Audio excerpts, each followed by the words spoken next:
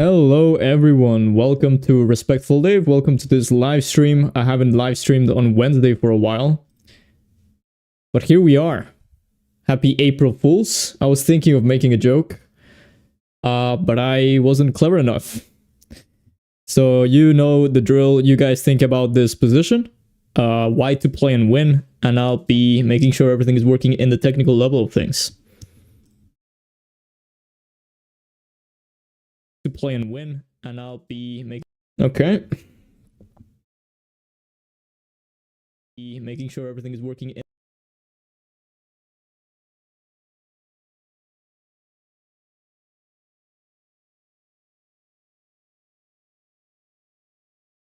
both live chats work and we should be good to go. Okay, so before I go into the answer, if you guys still want to think, feel free to pause the video / live stream depending on when you're watching this. And yeah, I guess one last thing to mention is, hey, hello, that was quick. One last thing to mention is the knights have eyes. I think this is some sort of joke from Leech's developers because it's April Fools. Okay, so you're not crazy. This is appearing for everyone and everything. Hopefully not for the games though. Sack the rook. Well, you're actually absolutely right. Let's go into that. But yeah, first things first, you notice that the pieces over here are pretty weak. Or maybe not weak, maybe that's not the right word, but they're definitely out of play. And on the other hand, this king on h8 and the queen are in the same rank. So that should scream something to you. Usually there's a rook on a8, which wouldn't allow the move that we're about to calculate. The move you should calculate is rook d8. That's the most forcing move after knight f7. Now, knight f7 you can reject very quickly after queen takes f7. So rook d8 is the move. And the reason is, very often in chess, you're trying certain idea and it doesn't work. So you change the order through which you execute that idea. In this case, knight f7. So you don't go for it right away. You play rook d8 first. Only then you go knight f7. And this knight is following our mouse. Wow. And then we're going to take the queen and we're completely winning because we want a queen. We have to make sure also that there's no shenanigans with the back rank of ourselves, but there's nothing. So we take the queen and we're completely winning. Okay, well, without anything else to say, yeah, there we go. This is the Leech's. This is the article that explains everything. Let's go into... No, there's no space for us. It's fine. Let's go right into arena tournaments. So, yeah, once again, we're either too late for the rapid arena, or there's been something going on about the timings of things. And I think because it's every 2 hours, I think, the rapid arena.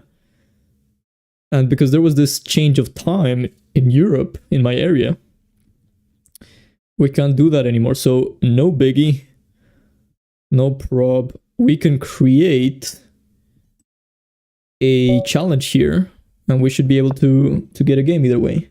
Hello, Diego. How are you doing? Okay, well, everything is working. I think so. Layout is working. So we're going to play 1d6. Our opponent opened up with e4. We're going to play 1d6. White plays d4. We're going to play knight f6. It's also possible to play e5 here, but I prefer to include knight f6, knight c3, and only then e5, inviting white to enter an endgame. White rejects this, as white usually does. This is actually the engine's preference to go for knight f3, and now we get our Philidor setup with knight bd7. So the Philidor setup is a very solid setup. Let's adjust this very quickly. That keeps my bishop inside the pawn chain, as opposed to sometimes, I don't know, playing bishop b4 or as in a completely different opening, but we can still relate this to this. Positions like in the Italian where black does play bishop c5 before putting their pawn on d6. So our bishop on e7 is very passive. Our whole structure, our whole setup is pretty passive. So why would I go for it?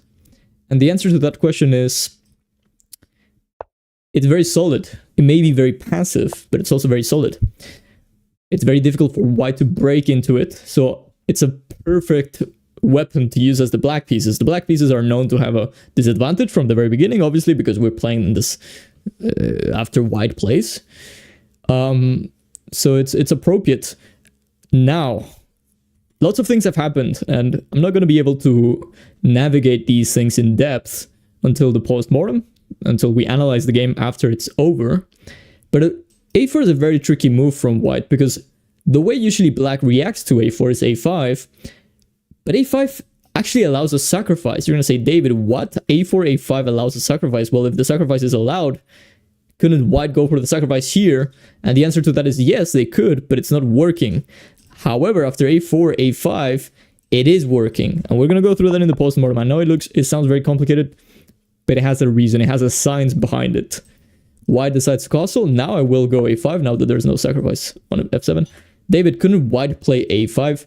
White could have done that, but then I would have reacted in a very similar way to what we're about to see, I predict, which is takes and knight c5. So every single move white is making makes sense so far.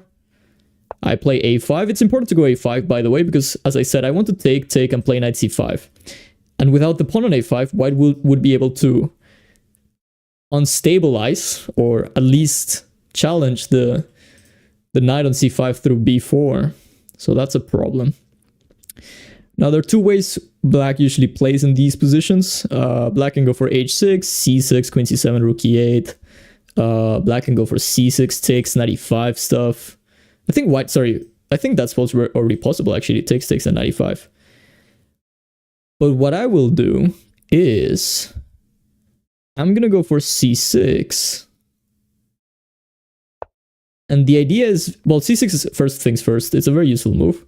It's creating this c7 square for the queen, which is very useful sometimes. It's also creating some tactical threats of takes, and d5. If we can manage to get rid of one of white's central pawns for our d6 pawn, that would be great. Like strategically, structurally. And it's also simply just keeping b5 and d5 under control. So white goes bishop b3. Here I'm going to take. Knight takes c4 obviously is no longer working because the bishop is no longer on c4. So I'm going to take here. White has two choices to take back with, the queen or with the knight. If they take with the knight, I'm planning to go knight c5. If they had taken with the queen, I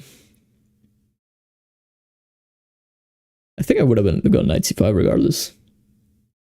Usually white plays rook e1 in these positions, and after takes, there's knight b6, but we're going to go through that in the postmortem. Okay, so white plays knight takes d4, I'm going to play knight c5. Threatening to take the b3 bishop. David, how is that a threat? That's a 3-point bishop, and your knight is 3 points as well, so you're not gaining anything. That's true, but as Bobby Fischer used to say, bishops are worth 3.5. The better you are at chess, the more you appreciate bishops, especially a light squared bishop in this diagonal. Usually this light squared bishops in this open diagonal are very strong. Okay, white goes queen e2, interesting. So white goes queen e2. I don't think this is the best way of playing. I think white should have played bishop a2. And wait a second, what am I saying? Bishop a2 would have blundered this pawn. So I see where white is having trouble here. Maybe white already had to take with the queen here. We're gonna go into much more depth in the postmortem. But yeah, I'm gonna take that bishop. I'm gonna claim the bishop pair. I'm gonna play rook e8, bringing everyone into the game, x-raying the pawn on e4. Now that my rook is on e8, and white plays bishop g5. White is actually blitzing out their moves quite a lot. They have a time advantage, and they're trying to exploit it, which is fair enough. Now, bishop g5 does create a weak or a tactical motive. It allows knight takes e4, because after knight takes e4, there's bishop takes e5. And the same thing happens after queen takes e4, but after knight takes e4, there's bishop takes e7. And the question is, can I take with the... If I take with the rook, knight takes e4, d5? That seems to be working, actually. You can also take with the queen, knight takes e4. But the problem with taking with the queen is that there's rook fe1. White does not have to take. White can claim the pin. And that's a little bit annoying. So, you know what I'm gonna do? I'm gonna play h6. If bishop takes f6, I'm even happier because I have the full... This is what I call the pure bishop pair. Or I should say... I'm not sure how to call it, but it's just the bishop pair against the knight pair. So, if a bishop is better than a knight, two bishops is better than two knights, right? Most of the time. My opponent went bishop h4, keeping the tension. Knight takes c4, once again, is this working? Bishop takes c7, rook takes c7, knight takes c4, d5, knight f6 check. Yeah, I'm not convinced by that. It's a little bit of a shame. Kind of wanted that to work. I'm gonna play queen b6. I know for a fact that this is a typical Philidor move. Kind of pinning this knight down. b2 is a major weakness in white structure. So very often queen b6 is exploiting that. And I'm also just preparing to play bishop e6, rook a d8, connect rooks, finish development, and be happy. For the rest of my life. Okay, let's play bishop e6. There's also knight d7. The only thing I don't like about bishop e6 is that it's potentially putting the bishop in a place where it's tactically weak. Also, I kind of underestimated bishop takes f6, but I think I can take back. And even though there's rook takes d6, I can take on b3 and I'm winning a pawn. And I'm still slightly better. Knight d4, I was hoping to grab the pawn on b2 and claim I'm up a pawn as well. I'm gonna take on b2. Knight takes c6, I can take with the f pawn. I'm not completely devastated by that. Unfortunately for me, I can't take on c3 because there's knight c7. So I have to take with the f pawn. But as I said, I'm not devastated. I just think that it allows some rook d3 stuff that I'm maybe a little bit annoyed at. Because then there's rook b1 and I have to start calculating whether my queen survives or not. But for now, I think this will suffice. Queen takes b2. I'm hitting the knight on c3. I think the best way to play as white is probably knight takes e6. Because rook d3 right away, by the way, runs into bishop c4. And if rook b1, I can actually take on c3. But I'm quite sure I can also take here and go queen a3. A good dynamic, as usually chess gets. Because chess is 99% tactics, as someone famously said. Philidor defense indeed. Yep. Sorry I saw that comment 1,000 years later. Now queen d2 is... Remember when we were calculating knight takes e4? This is something you should get in the habit into the habit of doing, which is never rejecting an idea just because it doesn't work in certain position. Now maybe I jumped into conclusions. Knight takes e4, knight takes e4, bishop takes h4. There is knight takes d6, which keeps things a little bit more complicated, but maybe it is working, maybe it's not. I don't know, actually. I'm gonna give it a shot because I think... I don't know, I feel like the bishop's opening up should benefit me. I have moves like bishop g5 sometimes. So I'm gonna take on e4. Tactical move. Yeah, but very double-edged, actually. Yeah. I may be in trouble here. Where does... oof, it's very close to not working. Queen a3, so rook b3 obviously runs into bishop takes b3, and rook a1, bishop a2. I also have queen b4. Yeah, I think I'm fine. Maybe my opponent rushed into rook b1. Knight takes d6 seemed interesting. I would have probably played rook e d8, but we'll talk about that in the post-mortem. Okay, rook takes b7. That's what my opponent wanted. Fair enough. Fair enough. Now, bishop c4 forces white to play rook e1. After which I could play d5. Not sure what that achieves.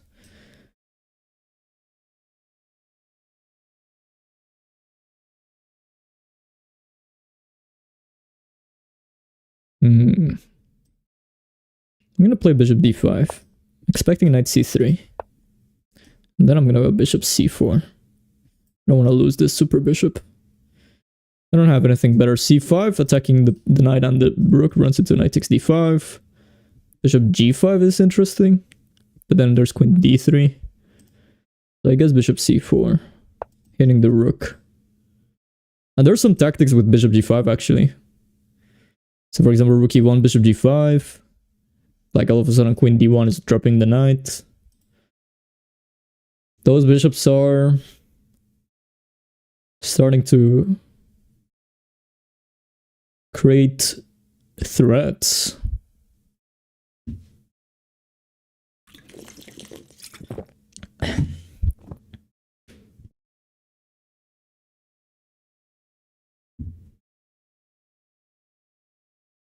We have a little bit less than 2 minutes and a half, sorry.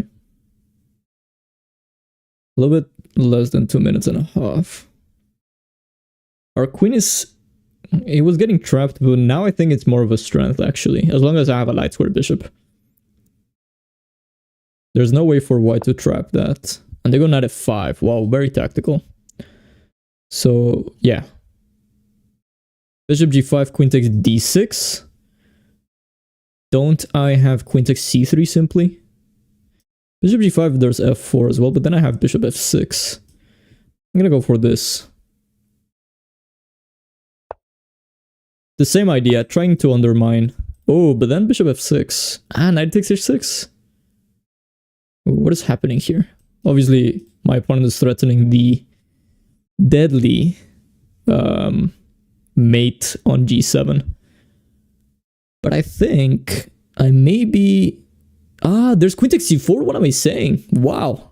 I'm completely blind. Amazing stuff. Amazing stuff. Completely blind. Okay, well, I have to take, I think. Yeah, this is not going my way. Queen d4 is a super move. Bishop g5 is a blunder. It's official. It's official. Okay, let me try to muddy the waters with this move. But I'm already kind of in that mentality. Things are not going my way. Knight takes d6.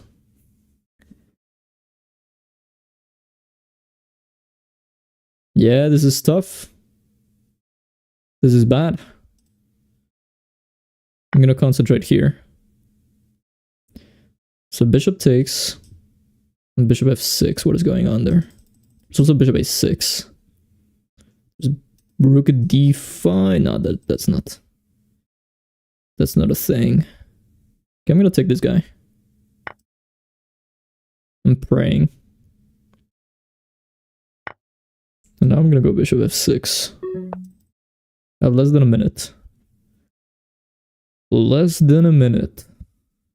So I'm hoping these two knights are somehow gonna hang. And everything is working for me. I also have bishop a6 ideas to save this bishop.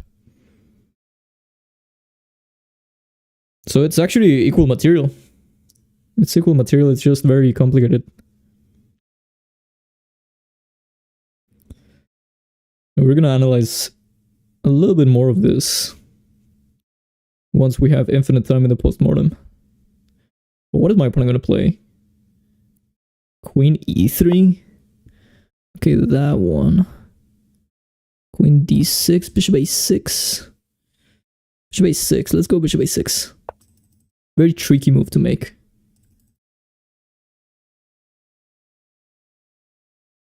Maybe queen c3. Yeah, maybe queen c3 was better. If king takes, I had queen d2. Threatening mate and then the knight. But then there's queen d3. So yeah, no, maybe that wasn't working. Now that one I'm simply up everything. Should I give a check to be hyper accurate? Nah, let's go here. The check is actually useful to reserve. Because 94, queen a1, queen e5 is game over. Even bishop c8 potentially.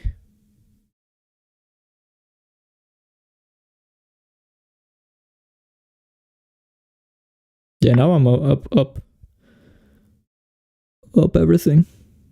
Okay, let's go rook f8 or bishop c8. I need to play quickly. Oof, this is tough. Oof. Okay, bishop. Queen e1 first. No. What am I doing? What am I doing? Bishop c8. That seems wrong. I'm gonna go rook f8.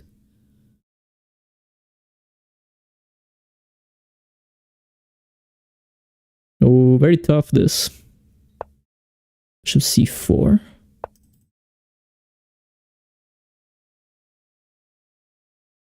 Knight h6, king h8. Even king h7, actually. Will I have time? My opponent's gonna start blitzing out moves very soon.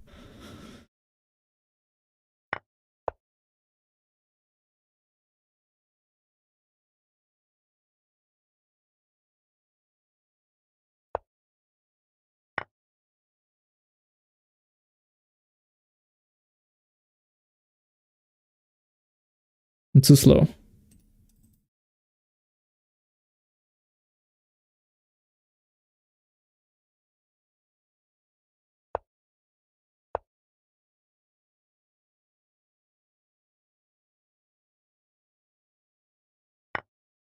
Oh, that was stupid.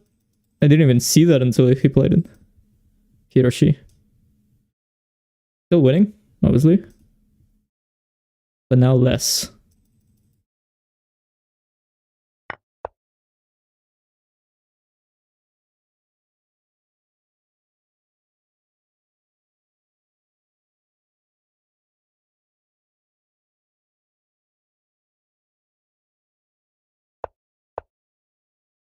Activate the rook.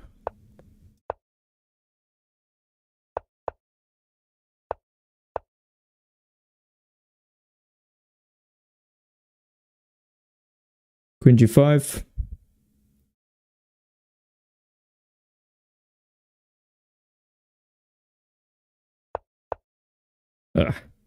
He played a very good move. Very good defensive move. Check. That's stupid. I'm blundering everything. Maybe potentially still a draw, but much worse than before, obviously. Yeah. I did what I usually do, guys. I managed my time in the worst way possible.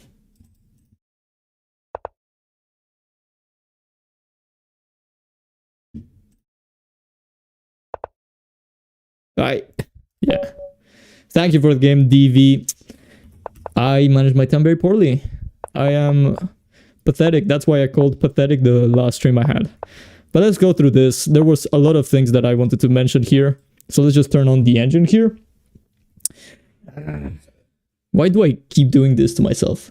Hello, Roger. The first moment of kind of thought here was after a4. We talked about this sacrifice on f7. So let's go through that. Bishop takes f7 without the inclusion of a4 and a5 is not working. It's much better for black. After king takes f7, the whole point of this sacrifice is knight g5. King g8, forced move. King f8 and king e8 run into knight e6. So knight e6. Now you get to see why we put the king on g8, because now there's queen e8. Knight takes c7, queen g6. Once again, everything is very forcing. Why would you go back to d8, right? You have to go more active. Queen g6, attacking g2. Knight takes a8. And by the way, like, this is not complicated. This is just like very forcing. And here there's queen takes g2. Rook f1. E takes d4. Queen takes d4. Knight e5 and black is winning. Let's compare that now with a4, a5. And now black is not that winning. Although black is... What am I saying here? Wait a second, I'm confusing lines here. What a pathetic teaching experience this one, huh? Give me a second.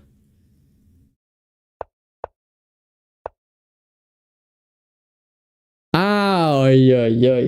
Sorry. So what I meant was bishop f7 doesn't work, even with inclusion of a5. What does sometimes work is knight g5 takes on f7 with the rook. So now this makes it so queen e8, there's no longer queen g6. So just to clarify, there is a sacrifice on f7, but the white has two ways of doing it. Knight g5, castle short side, bishop takes, rook takes, and knight e6, which makes it so queen e8, queen g6 is impossible. And the one we already went through.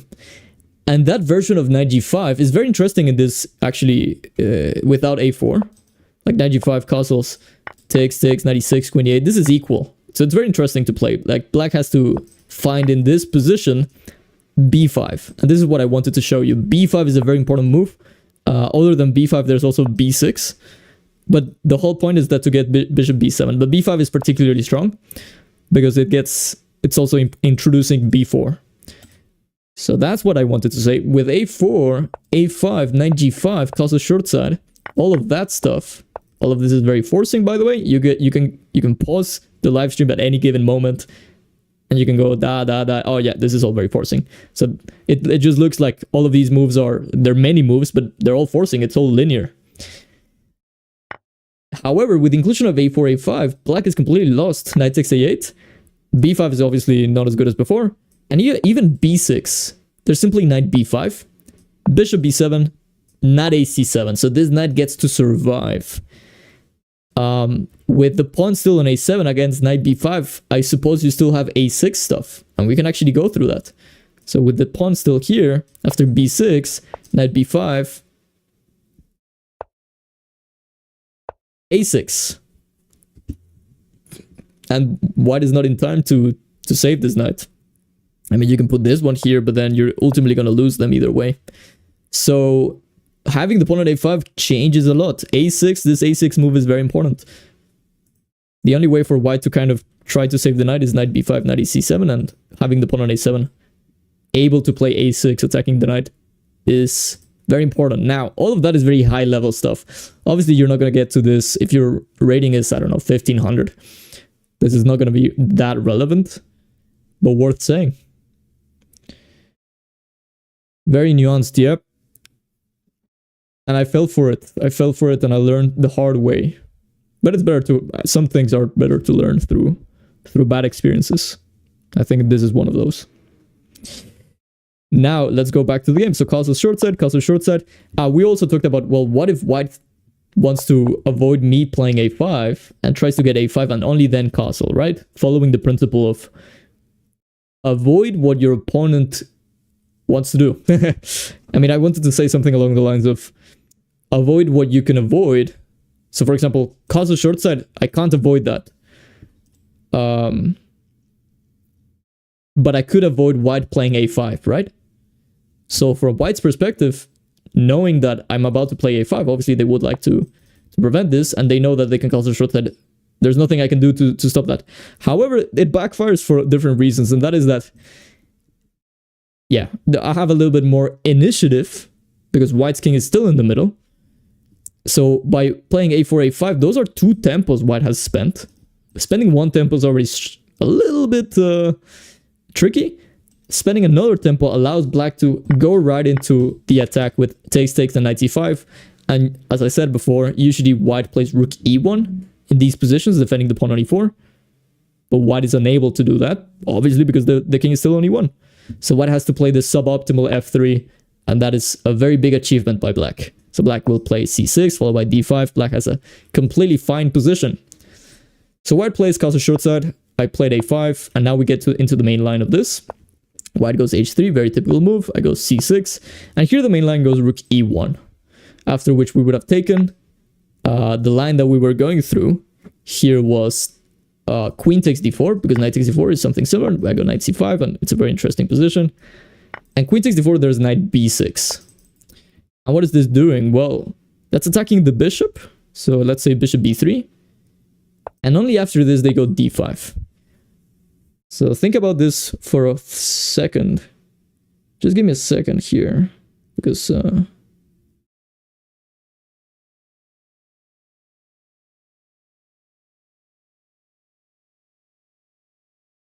there we go. I was receiving a call. Just making sure it's not an emergency. If you guys have any questions, now's the time. Let's see how many people are watching. Potentially 0. Oh yeah, 12. That's more than 0. Give me just 10 more seconds, making sure this is not an emergency.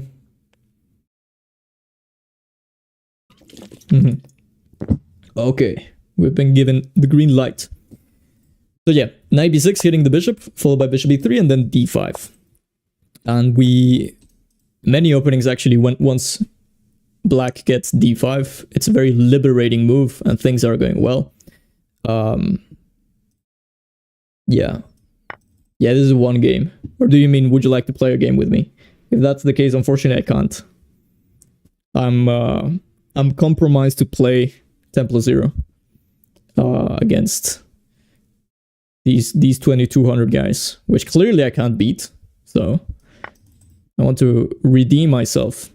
But yeah, this is theory, right? So knight b6, bishop b3, and then d5, and then there's white is always slightly better. I'm not romanticizing black's position, but that's the way to play as black, right? Not to get completely destroyed. Once again, back to the game. So yeah, once white goes bishop b3, all of a sudden there's no proper way of defending e4. That's why actually I thought queen takes d4 would have been better, but the engine disagrees. The engine thinks after knight c5, bishop a2, bishop e6, this would have been a good version of usually what black does either way, even after rook e1. Let's compare this with this position here for a second. Like imagine black does this and they have to go knight b6 here, and if knight c5 there's some bishop f4 stuff, and d6 is a little bit weak. So it's a much better version of those positions. After queen takes d4, knight c5, bishop a2, and bishop e6, followed by d5. So that's why knight takes d4 was indeed the right move, but after knight c5, yeah, white has to play rook e1 and give up the bishop pair in this way. I felt like putting the queen on e2 only helped black to create these threats along the e file. And I knew it. Bishop g5, knight takes e4 was the right move. I knew it, but okay. This is a mistake by me because I went h6. So knight takes e4 was the right move. After bishop takes e7, knight takes e3, of course. Yeah. Yeah, and sorry I get excited, but I could feel it. And my excuse is that I'm explaining and, yada yada, but knight takes e4, and it happens very often when you have these setup. Knight takes e4 has to be calculated, and my pattern recognition got triggered. And I should have calculated better. It's simple as that. Knight takes e4, bishop takes e7. I considered only 2 moves. You guys can rewind and see this. But I only considered queen takes and rook takes. Knight takes e3, very poor. I should have considered this. I just missed, that I was taking the queen. But things are working for black here. Very poor by me, I missed that. Knight takes e4 is once again working here for the same reasons. Even a better version because h6 is a useful move to have. But yeah, once I missed that, it's still equal, but yeah. Here queen b4 would have been very strong. But instead I went for this craziness, which is better for black. It's just very complicated. And yeah, all of this is winning. To my surprise, although bishop g5 does allow queen d4 equalizing. But we were never losing. We should have taken an f1 right away according to the engine. But I was scared about something. Yeah, I was just scared about this, and it looked very scary. Oh, queen c4, look at this move, wow. Working the king and the knight. Yep. And yeah, we played well. We were never losing, and then after rook e5, white had to take here, after which we would have taken here, and yeah, we were in the easier side of equality. And we were converting successfully, just too slow. Oh, I spoke too soon. Here, knight takes h6 would have been a draw. Oh my goodness, that's so stupid of me. Okay, I don't deserve to win this game. Good thing I lost. Knight takes h6, I was thinking, oh, queen g6, bishop g7, I'm very safe. Yeah, okay, knight takes h6, that was a double blunder. Very poor by us. We should be ashamed. Either way, let's go into the next game. You're 2254, then you should queue up for a 10+0. You should click on Lead Chess if you have a Lead Chess account. Okay, we're playing against Giraffe. We're playing with the black pieces again. We're going to execute 1d6. Potentially against d4, we're going to more likely get King's Indian defenses. So King's Indian defense structures. I'm going to go e5, inviting an endgame, but the endgame is very good for black. If you guys thought the endgame was good for black after e4, e5, which it is, after c4, e5, that's much better. So white goes d5. Here, one of the main lines for black is f5. Usually when you queue up for a game in Lichess and Temple Zero, it's a rated game as far as I'm concerned. So f5, I stopped playing because of e4, f takes e4, knight c3, and after knight f6, there are annoying ways white can play bishop g5 or even knight ge2 followed by knight g3 and taking back the pawn. So for those reasons, now I play a5. And this is what Grandmaster, Croatian Grandmaster, and the reason why I play 1d6 in the first place. Leon Livaich, very strong, almost essentially a super Grandmaster. Or maybe that's, okay, with all due respect, maybe that's taking it a little bit further, but he's definitely very strong. Very strong. And he plays a5. So a5 is maybe a little bit of an enigmatic move for some of you. Kind of saying, well, David, isn't the center the most important part of the board? What on earth are you moving a flank pawn? Like in move 3. The reason is, this position is treated in its own way. It's not as if there was tons of tension in the middle, right? With knight f3 and like playing a5 after knight f3. Well, first of all, it loses a pawn. But even if I had a knight on d7 and white played e3, playing a5 in that position, just imagine this for a second. That would be suspicious because there's tons of tension in the center.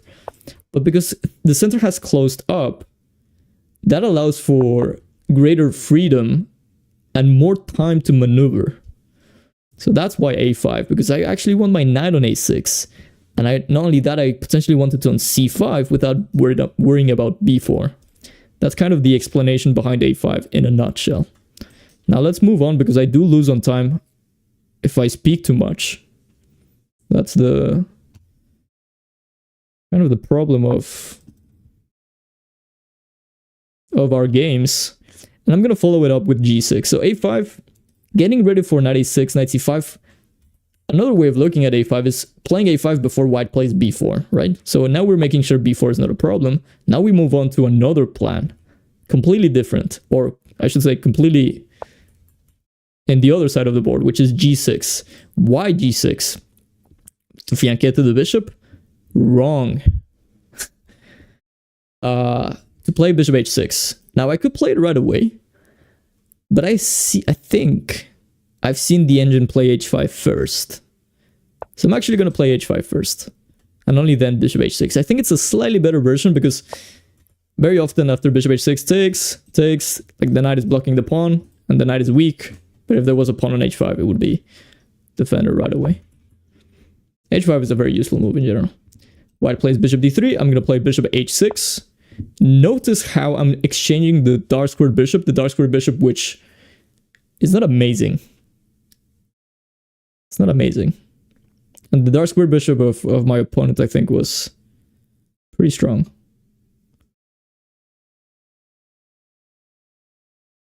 This bishop on c8 is, you're going to say, well, David, that bishop is not amazing either.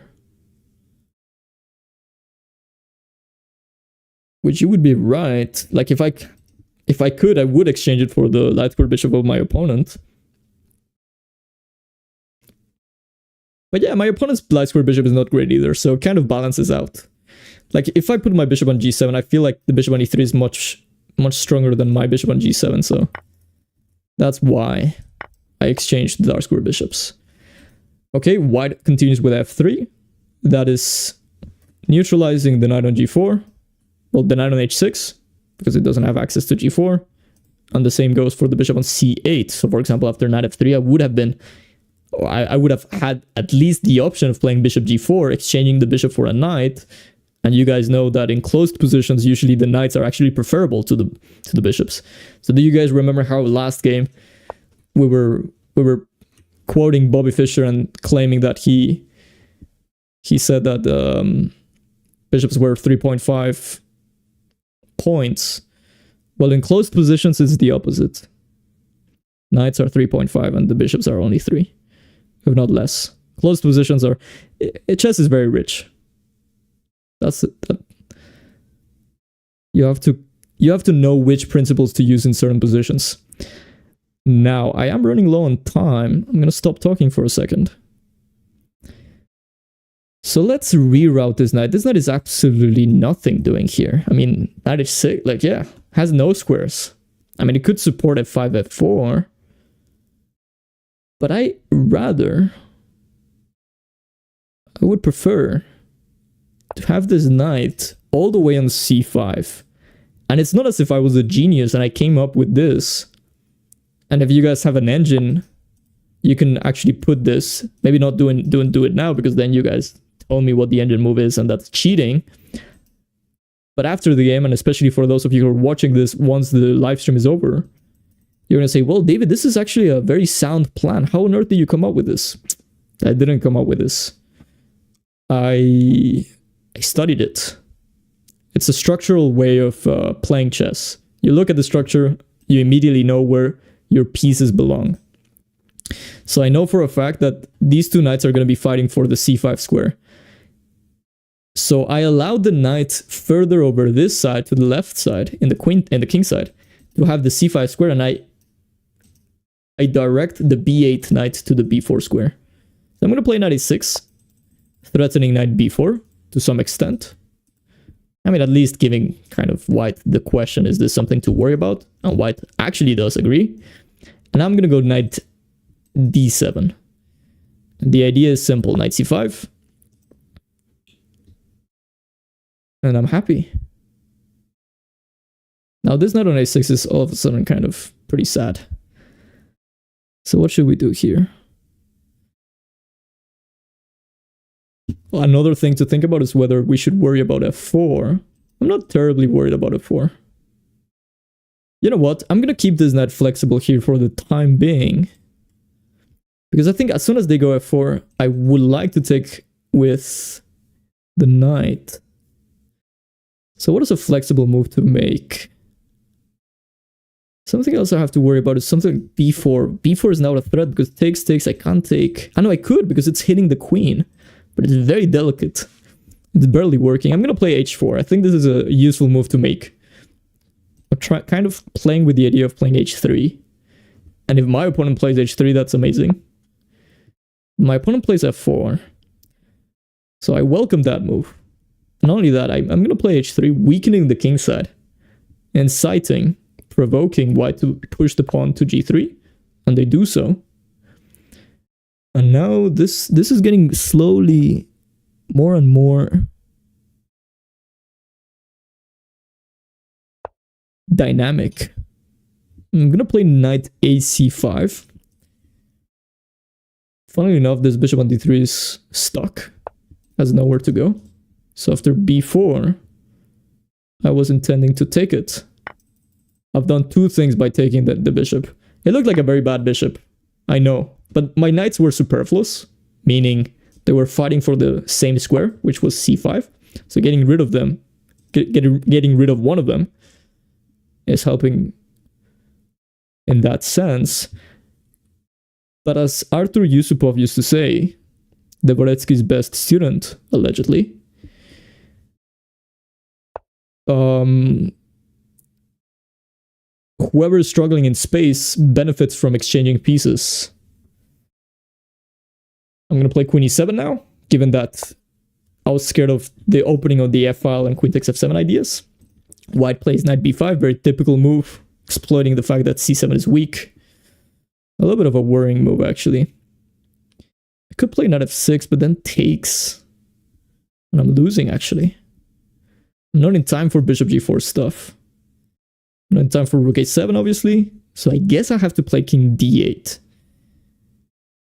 And you're gonna say, well, David, that's a horrible move to make. And yeah, I agree. It's not a pretty move, but it's not as bad as it looks. I'm gonna play bishop a6 next, threatening to take the knight. And every time white tries to exploit the weak f7, now that it's only defended by the queen, I'm in time to take with the knight. So they go f5. I think this is the right reaction. This is the right reaction here.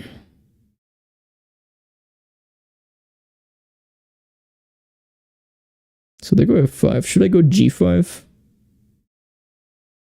I feel like I have not too much of a choice here. I mean, taking, they have to take with the queen because takes allows e4 stuff, I guess. So takes. Knight c5, queen takes f7, knight takes c4. That looks interesting.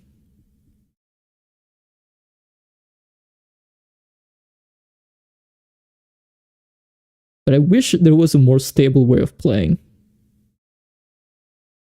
Like, that's super, I don't know, nerve-wracking. Maybe I can take and play f6. Looks ugly. I don't have much. I could also go g5, but then f6. Queen f8. I don't know. I'm gonna take and play f6. I'm too annoyed at white allowing white to play f6 themselves. If they take with the pawn, I think knight f6 is also interesting. So yeah, unfortunately, I think I have to play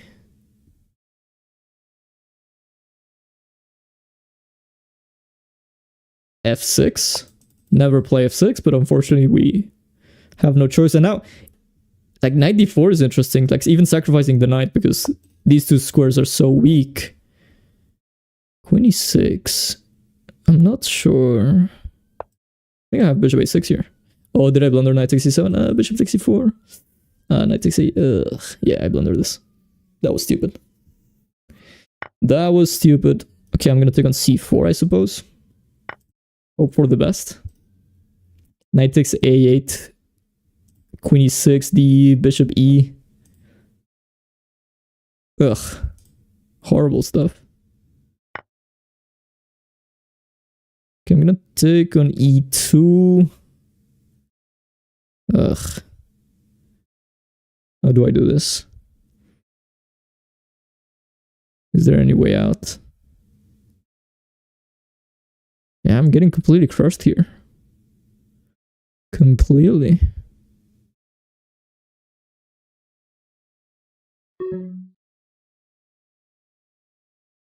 Okay, I'm gonna try this. I'm gonna try this one. Okay. I'm gonna try coming back to c4 specifically. Trying to get b5 and block the c file. Also queen e6, bishop e6. But I'm low on time again. So good lord. What an amazing chess educator am I.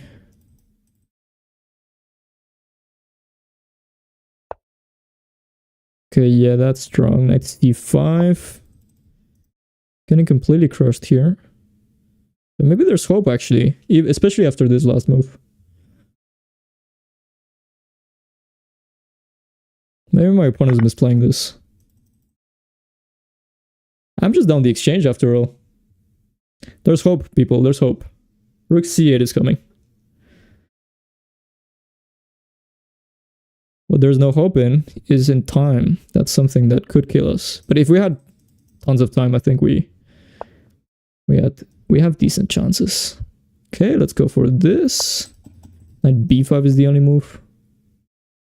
After which I'm probably gonna play... Oh, I have a variety of moves. Wow, I feel lucky here all of a sudden. Okay, I'm gonna go knight d3, hitting the rook. I have an unpleasant surprise if my opponent goes rook b1. That is takes and rook c2, and am I not winning? Looks amazing, no? Rook g2.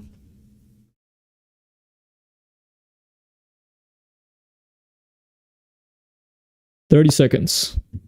King d8, king f8. I'm gonna go king d8, I have no idea. Too difficult to calculate.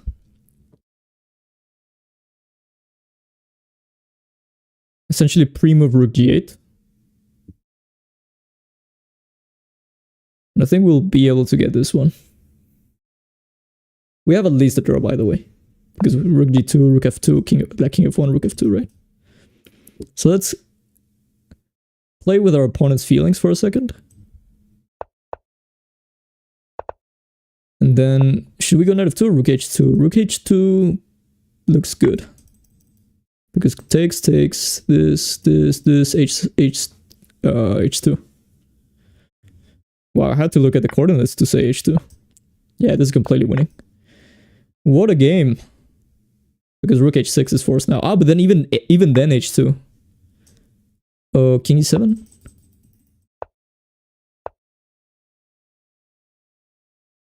Yeah, we're completely winning.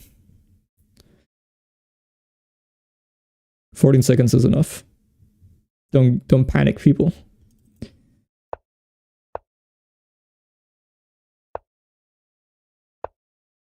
Looks like I'm blundering mate to rook c6, but there's king b5.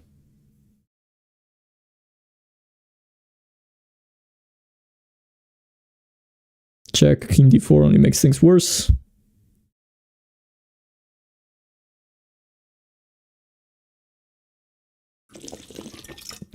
How much delay in stream? YouTube, I think, has like a 10 or 15 second delay in the chat. Twitch has 0 seconds. Twitch is very efficient. Not sure why YouTube takes so long. Rook c6, king b5. Takes. We're gonna simply collect all the little ones here. King d4. Check. Take. Let's get rid of everyone. And let's pre-move e4, e3, e2. Everything is check. So we are not stalemating. And this is the typical ladder mate. Thank you very much for the game, Giraffe. Let's take a look at that. I think that was a more rich game. Definitely we did something wrong to completely mess that up. Someone subscribed. I'm just gonna take a look at that. Avukat Gulisar, thank you very much for subscribing. Thanks, Diego. So this is what I was talking about. Do you see how the most popular move is f5? It's the most natural one as well, because, as I said, like occupying the center, you're trying to play f5 followed by knight f6. Very often in the King's Indian, actually, you're getting out of your way after knight f6. You're playing knight h5 for the sake of f5, so you might as well go for it right away. But then there's e4, and somehow black is not ready for this. Like, black is not ready to keep the tension here. After something like this, also short side, somehow the light squares are very weak. Specifically because of those two pieces. It's still very interesting, and it's still the most played move. But okay, a5 is the engine way. And after knight c3, we played g6. And then we play h5, but actually, maybe this is a little bit ambitious. And I kind of couldn't feel it. But according to the engine, white had c5. So because I've been doing lots of ambitious looking moves. And when I say ambitious, I mean black is definitely trying to get things in much better versions by playing these little moves, right? Like, these small moves are designed to play the strategically, I don't know, strategical move of playing bishop h6 for the sake of exchanging the dark square bishops in a better version. Or a5 for the sake of playing knight e6, knight c5 in a better version, right? So all of these small moves, I think I pushed my limit here, and then c5 would have been working. Because if d takes e5, what does the engine think? Knight f3, bishop d6, and actually bishop e3. So it's a long-term pawn sacrifice, claiming that c5 is weak, claiming that, you know, white has access to the b5 square, something that wasn't possible with the pawn on c4, right? It was blocking the bishop. Very interesting, I mean, it's a long-term positional sacrifice. Okay, bishop d3 happened, bishop h6, takes. And already here we're doing pretty well. Now, I did think about queen g5, which is what the engine thinks. But after queen d2, I don't know, I didn't want to go for an endgame. Not because I didn't like endgames, or because of a matter of taste. It's more of a, I don't know, it felt like this queen could be, I don't know, useful over here, b6. It It felt like I was helping white, but okay, it is clear that black can't be doing poorly here. Like, it's a closed position, and we have the c5 square at our disposal, and we have the chance of playing f5, and the engine gives something like this as the main line, and f5 already, actually. Yeah. So, yeah, there's no way black is not doing well here. Thank you, thank you. But that did not happen. I went knight g8 back. And I went for this plan of taking the knight to c5. And it was okay. I mean, yeah, the engine's improvements of on my opponent's position was... where there were little details. So yeah, I would say this plan was correct. Here after a3, the engine is giving h4. But okay, knight d7 is fine. h4 is fine. Yeah, we played well. We played well. We just panicked at some point, and I'm looking forward to that moment. So knight ac5 is what we were about to play. And b4 is already a big mistake. Because we can take, and we can take on f4. And now we are finally getting this super amazing e5 square for our knight. We did something similar, but in a... okay, I see. I see. Okay, well, h3 does seem like it strengthens f4 a little bit. So maybe I am giving white the chance of strengthening f4 by playing h3. But it's still kind of a... it's more of an asset for me to have an pawn on h3 than forcing g3. I still think, and the engine still thinks, that playing h3 is correct. Even if white goes g takes f4, because there's g5 here. And you're still undermining the e5 square. Stance MX, thanks for subscribing. But the engine thinks knight ac5 right away. There's no need for h3, g3. But this is the third best move according to the engine. So it's very similar evaluation. Minus 0.4 and minus 0.6. So yeah, even this is fine. Then we took on d3. We should have taken on b4 and exchanged everything. And at the end of the sequence, simply played knight f6. Wow. Okay, I'm not that strong. So my understanding of chess... according to my understanding of chess and what I was actually talking about is...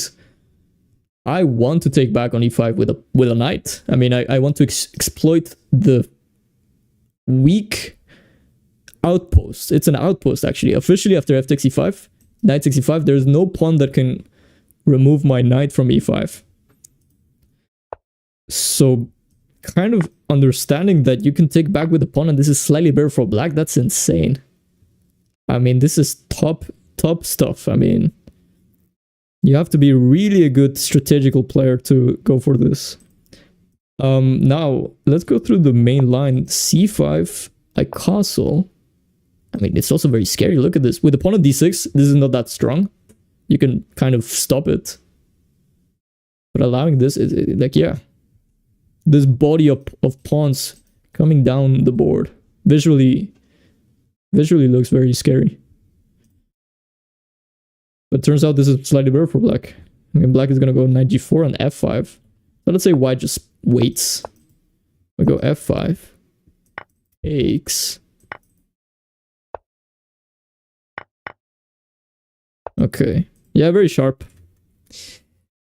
I guess it makes sense to take with a pawn as well, because the knight on e2 is very bad. But yeah, this is very... this is a next level type of understanding of this structure. But I went b6, a little bit more human. And then once my opponent got knight b5, things started going the wrong way. Although once again, this is around equal, like nothing extremely bad. Although here the engine finds rook h6, trying to get knight f6. And if queen takes f7, queen takes f7. And we can take on b4, wow.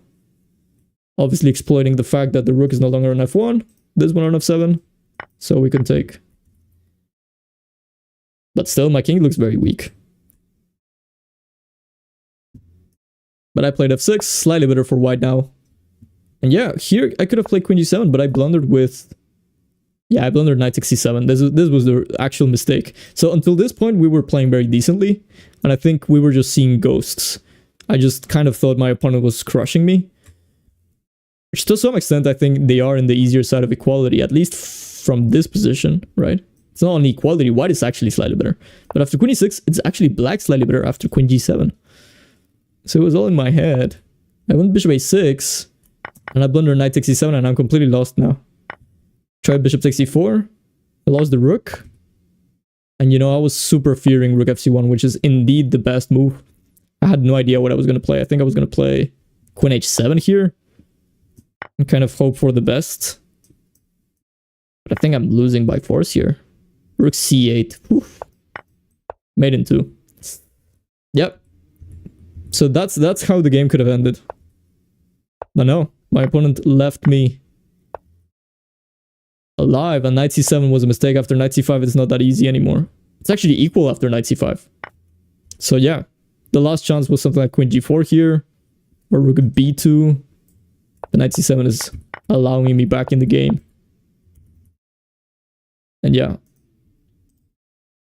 after that it became very difficult. Knight e6 was winning here. I should have played bishop d3 according to the engine. But okay, that's insane. I mean, what's even...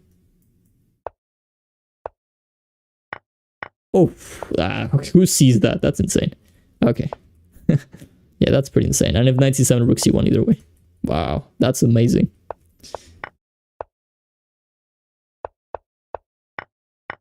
But yeah, after this, it's actually not black winning. It's equal. But white has to find... Actually, white is fine still. But white has to play king g1 here. It's just very intimidating to lose all of these pawns. I guess white... Yeah. This is already losing because of h2 with the dual threat of h1 and rook g1. So rook b1 is the way to draw. And I have to be careful. So that's the reason why this is a draw. King c8, and then they have rook b7, and yeah, infinite checks. So very close to completely lost. So, but after this we are winning. Okay, well, I think that's gonna be it. 2 games, 2 quality games, well analyzed. 1 win, 1 loss. Just to kind of end this on a... Wow, I would have said a positive note, but it's actually a sad note because I was rooting for him. Fabi is no longer leading. He lost this game. So he played the accepted Queen's Gambit. And his preparation was amazing as usual. But then here, things started going wrong over there. Yeah, f5 is the move. So instead of f5, queen takes d4 had to be played. Followed by queen d5, but f5 was played.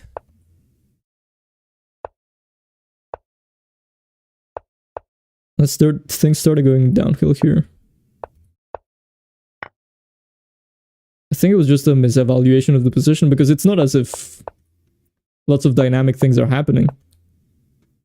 It's just the fact that the king is still in the middle, I think. And ultimately, time management, I mean, if you guys take a look at the board, at the part of the board over here, knight 64 took like 20 minutes. And f5 took other 20 minutes. And this took other 20 minutes. Like, yeah. I mean, approximately 20 minutes. And doing this in move 18, they don't have increment before move 40, so... Fabi down a point, but I still think he's gonna somehow survive this. I still think he has good chances of winning. I mean, it's not as if I was going against Sidarov. I mean, these two Uzbek players, 3 with actually Yakoboyev, not Nolirbeck, not Yakoboyev. But these 3, they're from my same generation actually. Nolirbeck, Abdusattorov, Javokir, Sidarov, and Yakoboyev, all of them. Oof, they're insane. And also, what was his name? Shamshin Shimadin? I think he was also pretty strong. Either way, thank you everyone for watching. That was kind of just a last last input from Grandmaster me. I'm joking. I wish. But yeah, thanks everyone. If you guys have any questions about today's games or any of that sort, you guys feel free to join the Discord or leave me a comment on YouTube. And I'll see you on Saturday. Thanks everyone. Have a good one.